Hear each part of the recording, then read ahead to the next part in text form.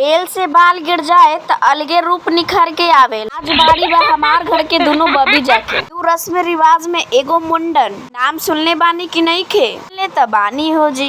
लइकन जाके मनी त फिर पेट के बाल नहीं खे रखल जा। चारी हमार बबी के जाए के गम में कदमा मार ले बा। हाँ जी ई का होत बा? हमार त अलगे चमेनिया मुस्कान मारता नी कोई गमे ना हो। बढ़िया से मालिश करवा विदा करे के खातिर तैयार बाड़ी हो। हम तो सोचले रहनी भोपा भोपी बजे लेकिन यहाँ इतना शांति जो होवेला अच्छा खातिर। लेकिन हाँ जी राउर सब हमके जरूर बताएं आप लोग के अभी तक पेट के बाल बा कहियो टकली होले बानी की नहीं खे? लड़की लोग के कहतानी महान आत्मा हम बानी जी। का जानी हमार माई बाबूजी के का सुझलस टकलिए नहीं खे करैली होई त अच्छा लगी त इमेजिन भी ना कर सकत बानी। बारी हमार नन की बबी खूब चुलबुट पटिया बारी तो शांति से मुड़वावता लेकिन अपन मस्ती से शांति जरूर फैलैले बारी। ही सब जाके यही बजे उठवा के हमार दादी के नींद तोड़ले बारी बी के बेल मुंडवैले बारी।